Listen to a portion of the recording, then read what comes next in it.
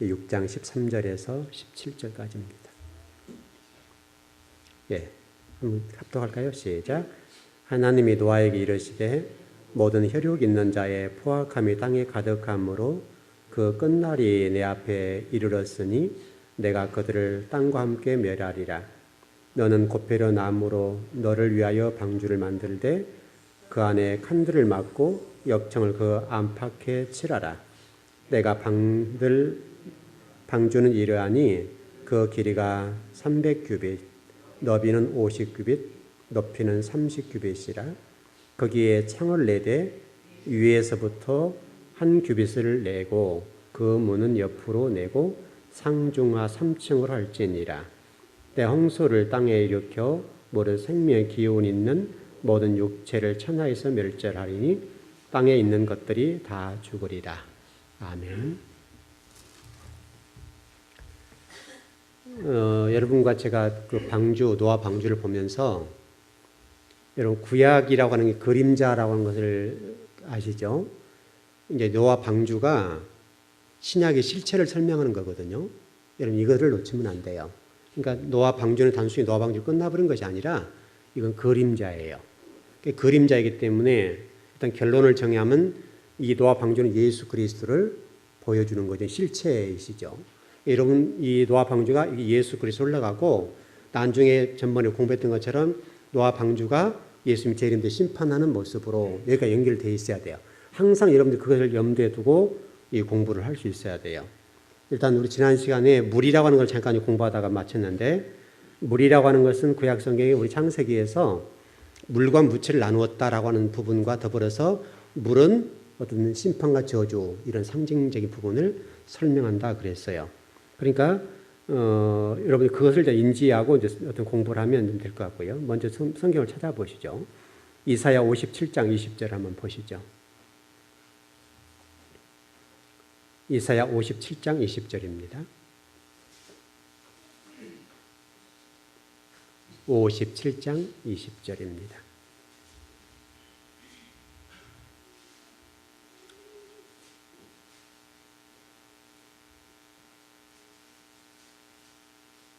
네, 같이 한번 합독할까요? 시작. 그러나 악인은 평온함을 얻지 못하고 그 물이 진흙과 더러운 것을 늘 솟구쳐내는 요동하는 바다와 같으니라. 여기서 지금 악인은 평을 얻지 못하는데 그 물이 진흙과 더러운 것을 늘 솟구쳐, 물이라고 하는 부분이에요. 이게 물이 심판을 상징한다 이제 그런 표현입니다. 그래서 쉬운 성경에 보니까 이렇게 번역이 되어 있어요. 악한 사람은 성난 바다처럼 안식을 누리지 못한다. 그 파도가 쓰레기와 진흙을 쉼없이 쳐 올릴 뿐이다. 쉬운 성경에는 조금 편하게 번역이 잘 됐는데 악한 사람은 성난 바다처럼 안식을 누리지 못한다. 그 파도가 쓰레기와 진흙을 쉼없이 쳐 올릴 뿐이다. 이렇게 번역이 되었어요. 그러니까 이 악인은 결국 나중에 물에 의해서 심판을 당한다. 이런 표현이겠죠. 그리고 우리 삶 속에서도 악인은 늘 그런 것들이 있음으로 인해서 평온하지 못하는 거예요. 그래서 여러분들이 신앙생활을 잘한다고 하는 것이 얼마나 중요한지 몰라요. 그럼 일단 좀 정리를 해볼까요? 악인이라고 하는 게 뭐죠? 악인이 뭐죠? 악인. 선인, 악인이 성경에 나오죠. 선한 사람과 악인이 나오는데 악인이란 개념이 뭐냐인지 우리를 좀 정리를 해야 될 것 같아요. 좀 성경적으로 좀 정리해 드릴게요. 회개하지 않고 여전히 하나님을 멀리하고 하나님 위에 다른 것들을 의지하는 자. 이게 악인이래요. 악인은 우리가 생각하기에 도덕적 윤리적으로 뭐 도적질하고 사람 죽이고 이런 것이 악인이 아니라 회개하지 않고 여전히 하나님 멀리하고 하나님 위에 다른 것들을 의지하는 것. 이게 성경적인 정의예요. 우리가 지금 세상에서 얘기하는 도덕적인 윤리적인 악인의 개념과는 전혀 다른 개념이죠. 이 세상적인 이 도덕적 윤리적인 관점에서는 이 성경이 얘기하는 악인과 거리가 좀 있는 거예요. 여러분 이 세상에 살아간 사람 가운데 죄인 아닌 사람이 누가 있겠습니까? 다 나름대로 다 선하지 못하죠. 성경적인 아마 이 정의가 더 바를 듯 싶은데요. 우리 시편 32편 6절 한번 보시죠. 시편 32편 6절입니다.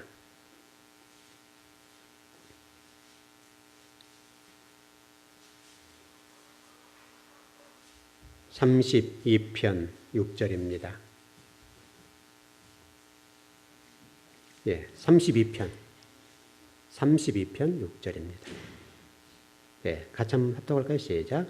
이로 말미암아 모든 경건한 자는 주를 만날 기회를 얻어서 주께 기도할지라 진실로 홍수가 범람할지라도 그에게 미치지 못하리라. 여러분 이해되시죠? 홍수가 범람해도 경건한 자에게는 그게 오지 못한다는 거예요. 미치지 않는다는 거예요. 우리 인생을 살아가면서 여러분들 그래서 신앙생활 잘한다는 게 굉장히 중요해요. 왜냐하면 신앙생활 잘함으로 인해서 온갖 앞으로 도는 우리 어떤 문제들이 있지 않습니까? 문제들에 대해서 하나님이 피해갈 수 있는 길을 주신다는 거예요. 그게 얼마나 좋은 거예요. 그래서 경건하다는 말이 굉장히 중요한 관계인데 이게 경건이라고 하는 것은 성경에 여러 가지로 좀 되어 있는데 일단은 하나님과 바른 관계예요. 이 경건의 문제인데 성경에서는 이것을 좀 구체적으로 되어 있어요. 우리 기왕 한번 찾아볼까요? 그 성경에 참된 경건이라고 되어 있죠. 성경에 야고보서에 있습니다. 1장 26절 27절입니다. 야고보서 우리 이럴 때 아니면 찾아보기 힘드니까 한번 찾아보시죠. 야고보서 1장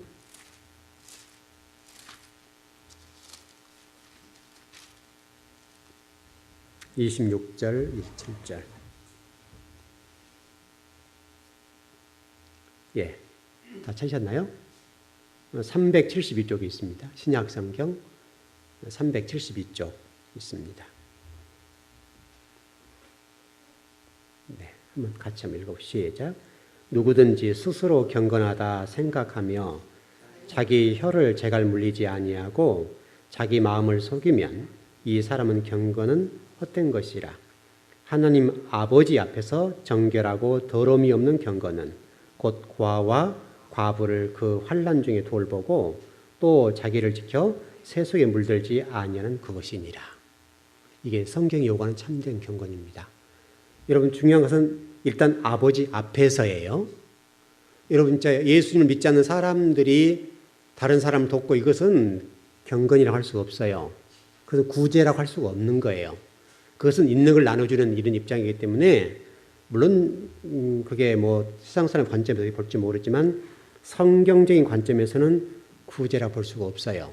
참된 경건이라고 하는 것은 하나님 아버지 앞에서 일단 정결하고 더러움이 없는 경건은 고아와 과부를 그 환난 중에 돌보고 또 자기를 지켜 세속에 물들지 아니하는 것이다. 자기까지 지켜야 되는 거예요. 다시 설명하면 이렇게 정리하면 돼요. 하나님 앞에 관계가 잘 돼 있어야 되고 그 잘 되는 관계 속에서 세상 사람까지도 다시 설명하면 예배와 기도와 삶이 하나가 되는 것을 경건이라고 한다. 여러분 경건 그렇게 이해하셔야 돼요. 그래서 우리 그 장신대 가보면 한경직 그 예배 드리는 장소 있어요. 거기 보면 학문과 경건이라고 써 있어요. 장신 이렇게 한경직 이렇게 기념관에 보면 경건과 학문과 경건 우리 장신대의 어떤 표라고 할 수 있겠죠. 그걸 딱 써놨어요.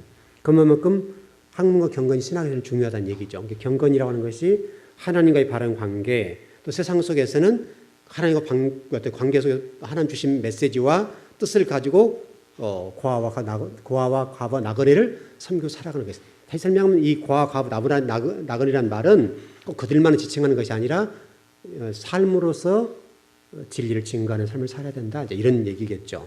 그렇게 좀 정리가 되니까 좀 바르게 된 것 같아요. 그래서 이 경건은 굉장히 중요합니다. 디모데서 3장 16절에 보면 이렇게 되어 있습니다. 크도다 경건의 비밀이여 그렇지 않다 하는 이 없도다. 그런 육신으로 나타난 바 되었고. 다시 설명하면 결국은 경건은 하나님 닮아가는 것, 예수 그리스도 닮아가는 것, 이게 경건이에요.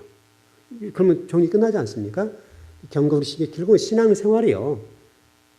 굉장히 복잡한 것 같은데 결론에 들어가면 이제 함축적으로 쭉 좁혀져요.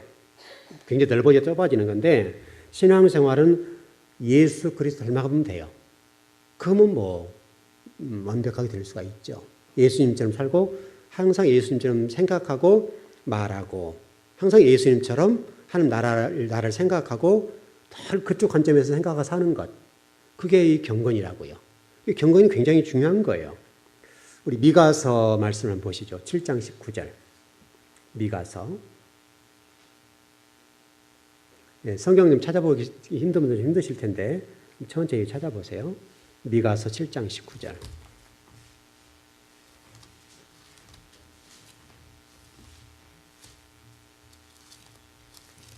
7장 19절입니다.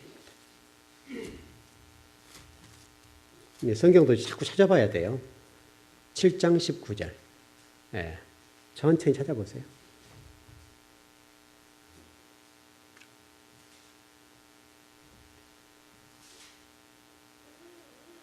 네, 미가서 7장 19절.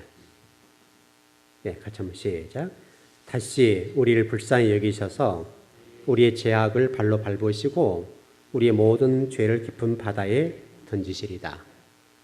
우리의 죄를 바다에 던진다는 게 이게 물이라는 바다라는 개념이 지금 심판의 대상이라 그렇게 그걸 얘기하고 있는 거예요, 여러분.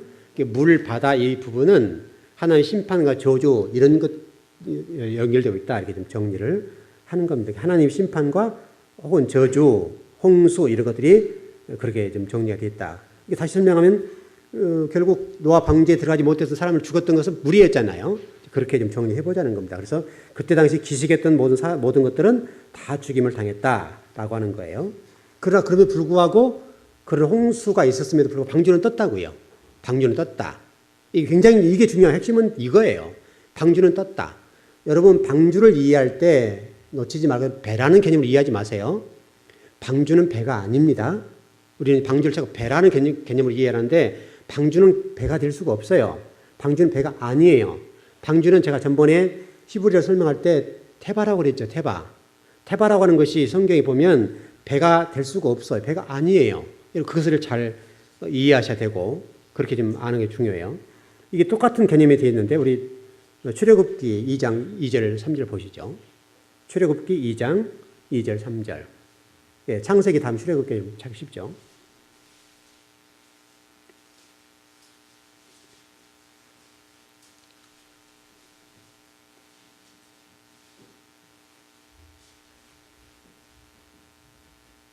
예, 다 찾으셨죠?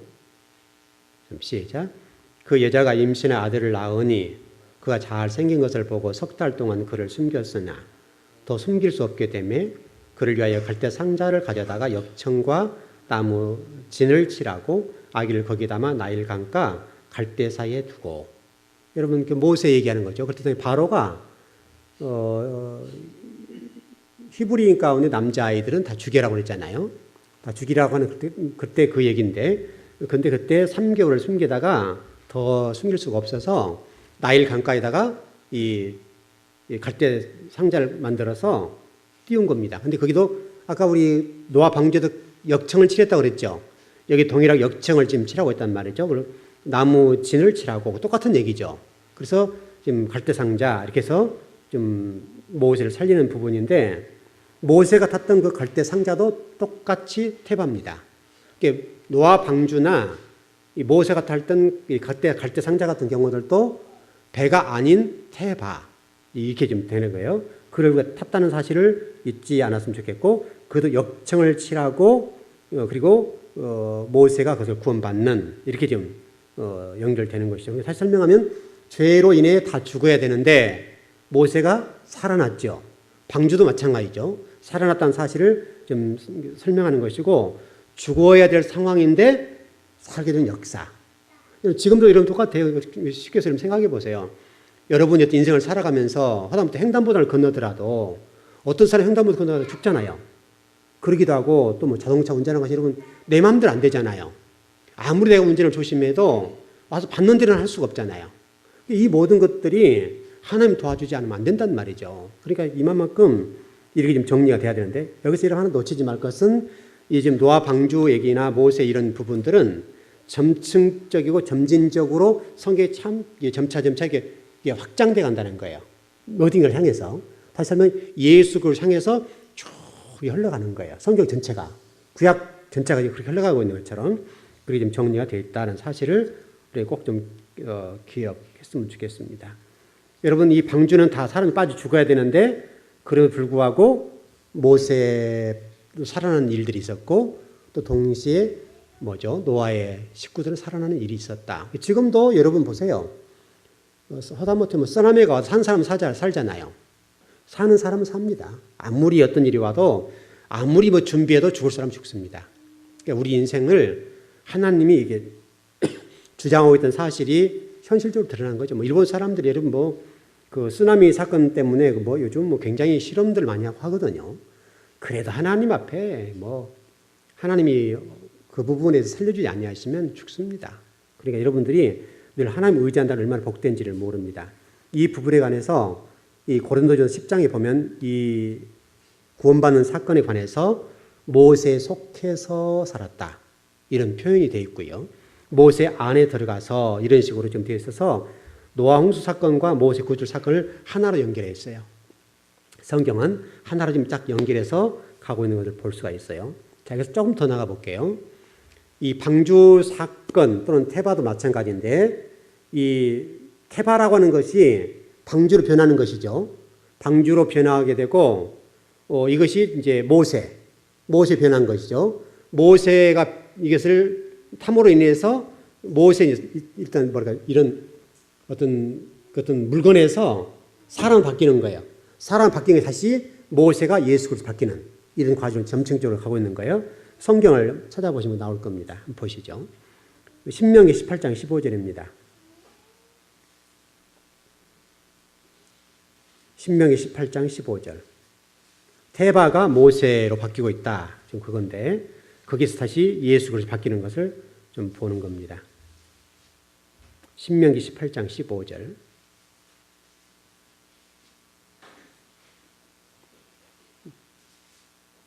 네, 같이 한번 읽을까요? 시작. 내 하나님 여호와께서 너희 가운데 형제 중에서 너를 위하여 나와 같은 선지자를 일으키시리니 너희는 그의 말을 들을지어다. 여기 선지자가 누구겠어요? 예수님. 그렇습니다. 이렇게 지금 그 얘기를 하려고 하는 공부가 모세를 통해서 말씀하시는 그 선지자 하나라고 하는 부분이 예수 그리스도다. 그러면 예수 그리스도라는 것을 증명해 줘야 되겠죠. 요한복음 6장입니다. 요한복음 6장 14절로 넘어가 보십시다. 요한복음 6장 14절입니다.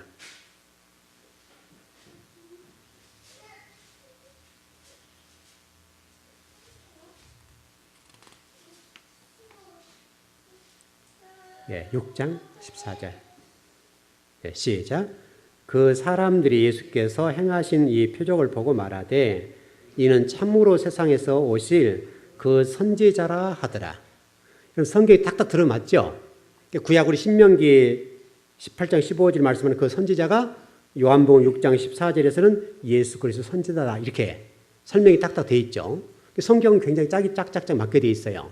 이걸 통해서 우리 성경을 명확하게 보는 것이죠. 그러니까 모세는 곧 누구를 예표하는 거예요? 예수 그리스도, 예수님을 예표하고 있다. 결국 모세라고 하는 것들을 통해서 예수 그리스도를 예표하는 거예요. 성경이 이렇게 구약의 그림자와 실체가 이렇게 드러나는 모습을 볼 수가 있습니다. 그림자가 실체. 구약과 신약이 그렇게 되어 있는 거 아닙니까? 구약은 그림자, 신약은 실체. 이렇게 좀 보는 거죠. 자, 이걸 좀 더 들어가 볼까요? 마가복음 6장 45절에서 52절입니다. 마가복음 6장 45절에서 52절입니다. 예수님에게 연결되어 가는 과정이에요.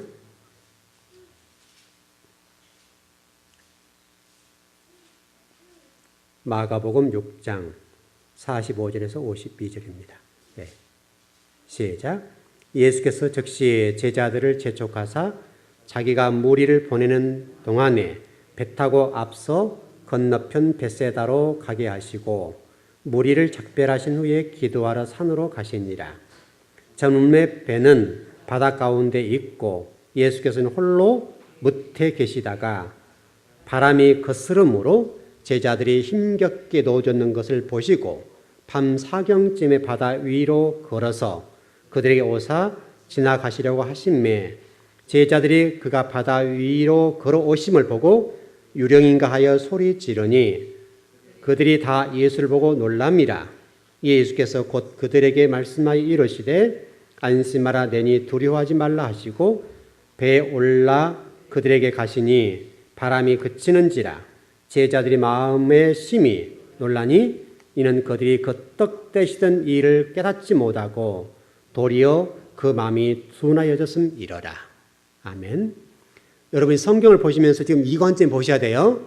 우리 성경을 볼 때 자꾸 떡에다 관심을 둔단 말이죠. 떡에다가. 제가 설교를 많이 하는 편인데 여러분이 복음서에 보게 되면 죽어야 될 강이 나오죠. 여기도요. 강이 나오죠. 강에서 지금 제자들이 지금 이렇게 배를 타고 가는 장면 아닙니까? 근데 바로 노아 방주와 똑같은 부분을 설명하면서 예수를 좀 예표하는 내용을 좀 보는데, 근데 여기서 지금 예수님이 물 위로 걸어오는 사건이 일어나잖아요.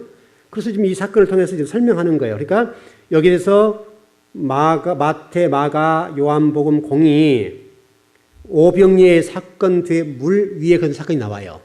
이걸 놓치면 안 돼요. 다시 설명하면 오병이의 사건을 이해하지 못하게 되면 이 물 위를 걷는 사건이 잘못 해석된단 말이죠.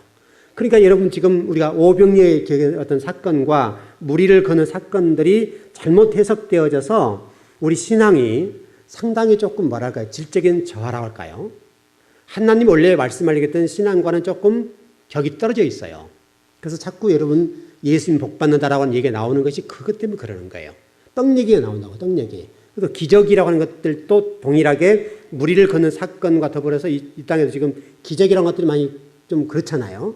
그럼 기적이 굉장히 중요하게, 물론 중요한 부분이 있죠. 어떤 그 부분이 필요한 부분이 있지만은 그런 하나님 말씀하려고 하는 부분은 기적보다도 이 떡보다, 또 오병이의 사건보다 이 물리를 걷는 사건, 누구를 보라는 거예요, 지금요? 예수님을 보라는 거 아닙니까? 그걸 놓쳐버렸다는 거예요, 우리가 신앙생활을 하면서. 그래서 이 부분이 참 안타까운 부분인데, 여러분들은 이 신앙생활을 하시면서 떡이나 물을 건너서 얘기한 어떤 기적들 여기에 초점을 두지 않아도 돼요. 예수 그리스도를 보셔야 돼요. 한 구절 더 찾아보시죠. 아까 그 52절만 보시죠. 이는 그들이 그 떡 떼시던 일을 깨닫지 못하고 도리어 그 마음이 둔해졌다. 여러분 여기 지금 예수님께서 말씀하시려고 하는 것이 뭐냐면 떡을 떼시던 그 오병이어 사건과 물리를 걷는 사건 같은 메시지를 전하고 있다는 사실을 놓치면 안 돼요. 오병이의 사건에 주신 메시지나 물 위를 걷는 사건의 메시지가 하나라는 거예요. 하나. 이걸 성경을 볼 때 이런 관점을 가지고 보셔야 돼요. 어떤 메시지를 가지고 있는가를 보면 성경이 정확하게 보인다고요. 그러니까 여러분 잘 보세요. 오병이의 기적이 일어났던 장소가 어디예요? 분명히 성경에 설명하고 있죠. 디베랴 바닷가 건너편이라고 했다고요. 그럼 이 장소가 알면 되겠죠. 여러분 디베랴 바닷가라고 하는 곳이 어디일까요? 장소적으로 제가 지금 지도를 여러분 혹시 잘 모르니까 가지고 왔으면 보이는지 모르겠는데 이게 잘 안 보이시죠? 위에 좀 띄워야 되는데 뭐가 좀 이렇게 이게 선은 보이죠? 선은 보이죠? 그렇잖아 안 보이니까 어차피 여기가 어디냐면 광야입니다. 아까 이게 디베랴래요, 디베랴. 여기가 지금 갈릴리죠. 갈릴리인데 갈릴리 이쪽 동편, 여기 서편이네요. 이쪽이 가나안 땅이라고 보면 됩니다. 이쪽은 광야입니다. 그러니까 갈릴리를 중심으로 해서 이쪽은 광야. 지금 예수님이 오병이 기적을 일으키는 장소가 어디냐면 여기입니다.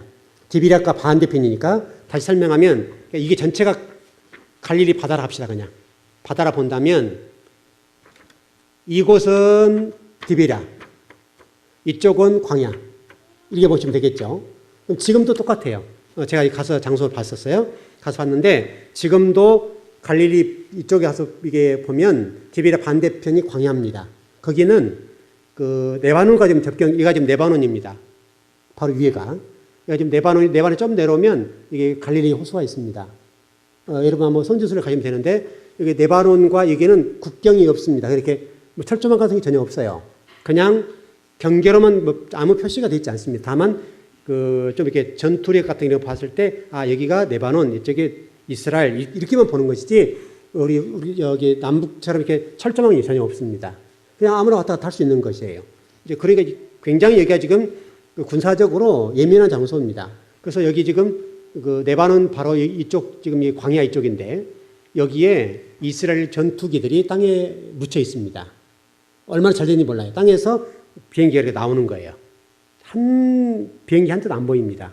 근데 그 밑에 이 비행기들이 전부 다 이 땅 안으로 들어가 있어서 그렇게 되어 있답니다. 뭐 저도 모르는 상황인데 양성에서 설명해 주니까 아는 건데, 여기 지금 이런 옛날에 그 단지파의 땅입니다. 여기는 원래는 그 정도의 부분인데, 여기에 지금 어떤 그 비행기들이 전부 다 안에 들어가 있어서 이 비행기들이 뭐 굉장히 많이 들어왔다고 그래요. 그래서 비행기 한번 팍 떴다면 한 200대가 떠가지고 탁 공격하고 이런 상황까지 돼 있다고 그래요. 그러니까 얼마나 지금 잘 됐는지 모르죠. 어떤 여러분이 디베라 반대편이라고 하니까 디베라, 이게 티베라고 되어 있습니다. 디베랴. 이렇게 보시면 돼요. 여기는 광야. 지금 예수님이 오병 기적을 일으킨 장소가 되면 여기 지금 광야와 시리아 근처입니다. 여기 바로 옆에 가면 시리아가 되니까 이 부근에서 예수님께서 기적을 행하신 거예요. 그렇게 일단 이해하시면 될 것 같습니다. 바로 이제 그렇게 돼 있다고요. 그래서 그 반대편에서 예수님이 기적을 행하셨다고 지금 성경을 설명하는 건데, 거기서 지금 오병 기적뿐만 아니라 그 제자들이 배를 타고 가는 장소가 어디냐면 이 광야에 아까 그 오병 기적을 행하셨던 그 장소에서 지금 티베랴 쪽으로 가나안 쪽으로 가고 있다는 거예요. 이게 중요해요. 왜 중요한가 하면 이게 우리 신앙과 관련돼 있고 우리 구원과 관련된 문제니까요. 그러니까 여러분 성경이 그냥 디베랴 반대편 건너편이라고 하고 그다음에 제자들이 가고 있는 장소가 어딘지를 알면 성경이 뭐를 설명하는지를 알 수 있는 거예요. 광야에서 죽음의 장소, 이해되셨죠? 죽음의 장소에서 예수님이 오병 기적을 행하셔서 떡을 주셨고, 다시 한번 예수님만이 구원의 대상이라 예수님만이 여러분 살릴 수 있다는 것이고, 또 제자들을 이 무리를 걷는 사건을 통해서 예수님 가게 했잖아요. 가게 해서 이 디베랴 바닷가로 가게 만드는데 이 부분이 가나안이라고요. 그 부분이 중요합니다. 그래서 빈들 광야, 여기서 디베랴 바닷가 이 부분으로 가게 했다.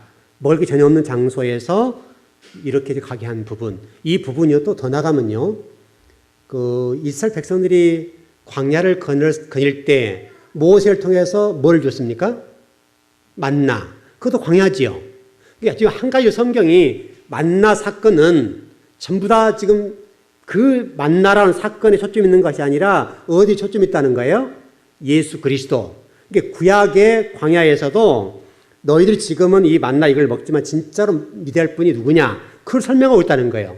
그 부분을 놓쳐버리니까 예수님 같은 이스라엘 백성들이 원망하고 불평하고 생명 대신 예수 그리스도를 제대로 못 본 거예요. 이것 때문에 죽임을 당했다고 하는 사실을 우리가 좀 잘 이해하면 좋을 것 같고요. 그래서 복음서에서 이 오병이의 사건과 출애굽 사건은 하나로 연결되어서 광야라는 무대 안에서 예수 그리스도, 생명 대신 예수 그리스도를 만나야 된다. 또 출애굽께서도 굶어 죽는 상황, 광야에서 다시 한번 예수 그리스도 그 부분을 만나야 되는데 자꾸 이스라엘 사람들이 원하는 거면 먹을 거잖아요. 먹을 거. 왜 우리는 애굽에서 파, 무추 이런 것들 부추들 먹었는데 지금은 광야가 안 줘? 하나님이 이스라엘 백성들 주라는 건 줘요, 안 줘요?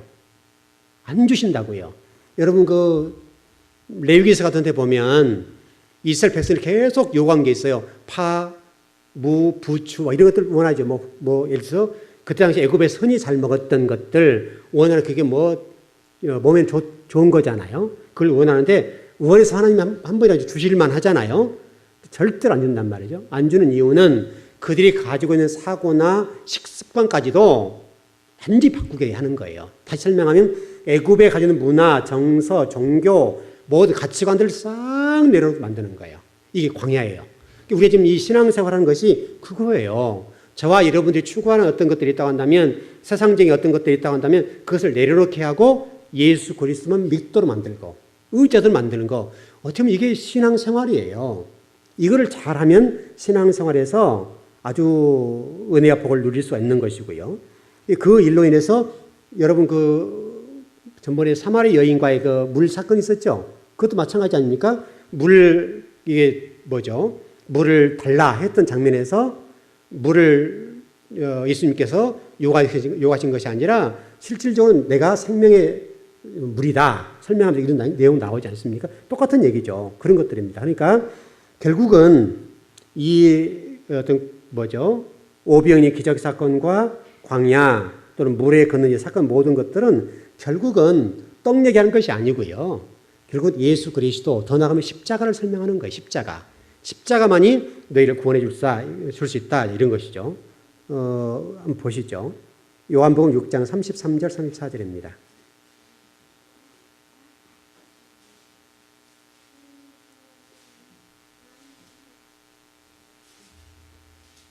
요한복음 6장 33절 34절입니다. 예, 같이 한번 읽어볼까요? 시작. 하나님의 떡은 하늘에서 내려 세상에 생명을 주는 것이니라. 그들이 이르되 주여 이 떡을 항상 우리에게 주소서. 여러분 보세요. 예, 34절까지 한번 보세요. 하나님의 떡은 하늘에서 내려 세상에 생명을 주는 것이니라 했는데 그들이 이르되 주여 이 떡을 항상 우리에게 주옵소서. 말이 지금 대화가 되고 있는 거 안 되고 있는 거예요? 전혀 안 되고 있습니다. 이해되셨죠? 지금 예수님께서는 지금 우리가 말하는 떡을 얘기하고 있지 않는데 이 사람들은 제자들 하는 얘기가 따르는 사람들 하는 얘기가 항상 우리 떡 좀 주세요. 그렇게 얘기하잖아요. 참 여러분 답답하겠죠? 얼마나 우리 주님이 답답하셨을까? 오병이의 떡을 먹어놓고 그 떡을 계속 달라는 거죠. 예수님께서는 그 떡을 통해서 지금 예수님 생명의 떡을 얘기하고 있고 영원히 사는 떡을 얘기하고 있는데 제자들의 생각과 따르는 무리의 생각은 땅의 떡을 생각하는 거예요. 그러니까 이게 얼마나 이게 답답한 겁니다. 우리 신앙생활도 이렇단 말이죠. 그래서 35절에도 보면 내가 곧 생명의 떡이라 그렇게 맞죠? 내가 곧 생명의 떡이라 설명하죠. 그런데도 못 알아듣는 거예요. 이래서 답답한 거예요. 자, 6장으로 넘어가 보시죠. 6장 51절입니다.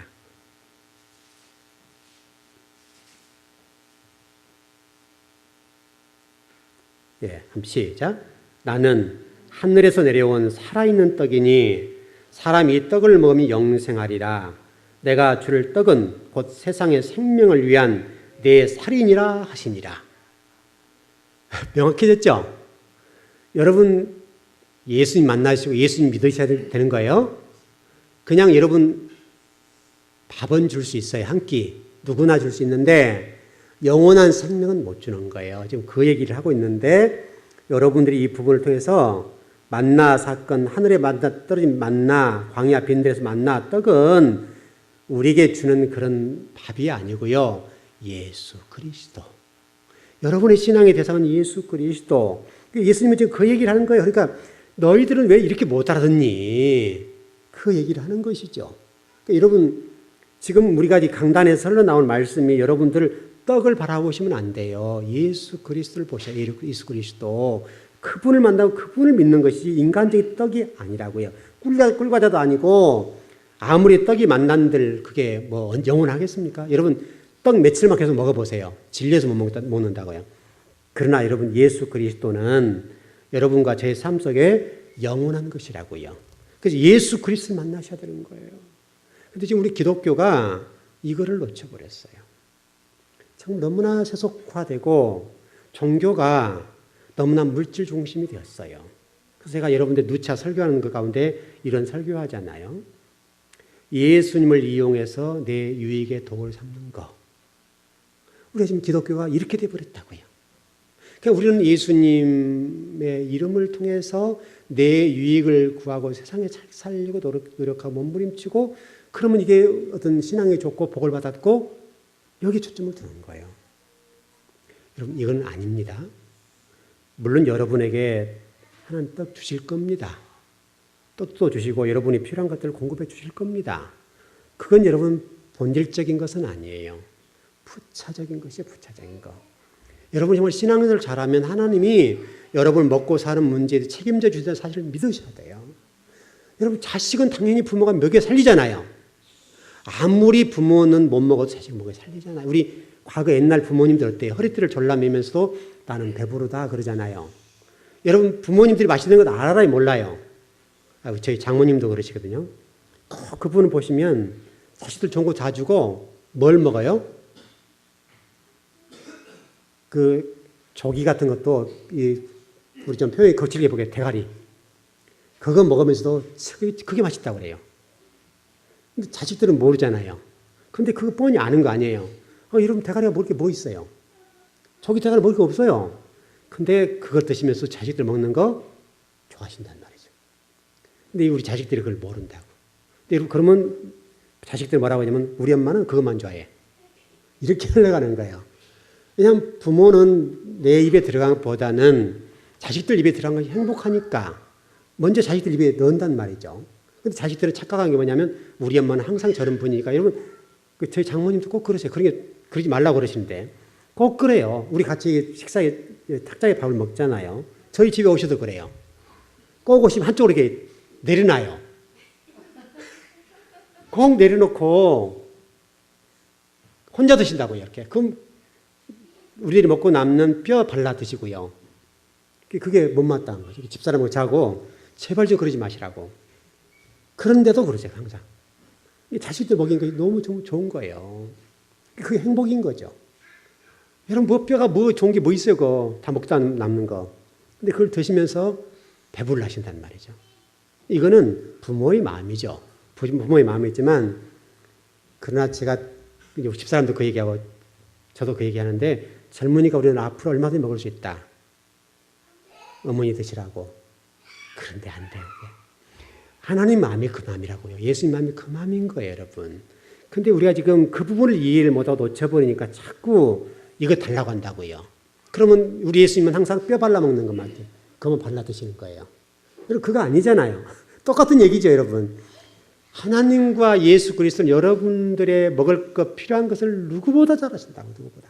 그거는 구하지 않아도 이방인들 구하는 것이라고 그랬잖아요. 그거는 이방인 구하는 것이기 때문에 여러분의 필요를 누구보다 잘 아시는 거예요. 여러분 자식이 굶는데 여러분들이 밥이 넘어갑니까? 안 넘어가죠. 그러니까 우리가 그 아버지 마음, 여러분이 결혼을 하신 분들은 그걸 아신 분들이니까 그거 구하지 않아도 됩니다. 저도 기도를 저희 가정을 위해서 하잖아요. 하게 되는데 근데 실질적으로 기도를 하게 되면요. 저희 가정의 기도보다는 여러분의 가정을 구하는 게 많아요. 실제로 저희 가정을 위해서 하나님 평안 주세요. 이 정도 기도지 뭐 구체적으로 이렇게 해주세요. 저렇게 해서 그렇게 기도해 본 적 별로 없어요.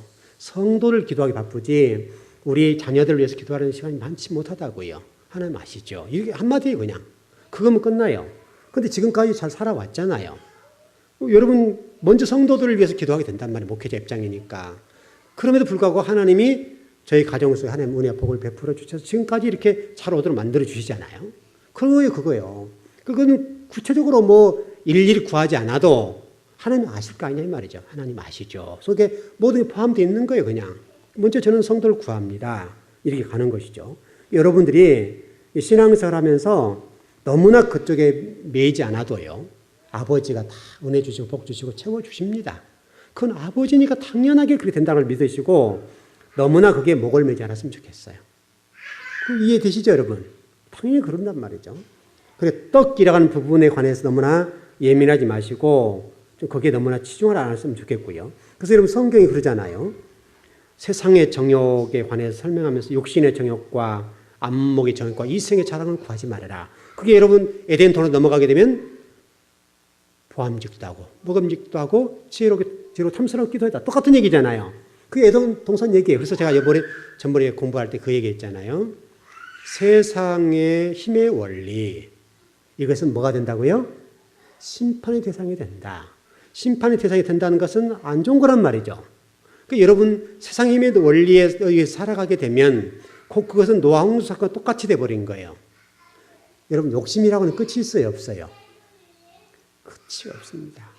끝이 없고 아무리 채워줘도 만족하지 못해요.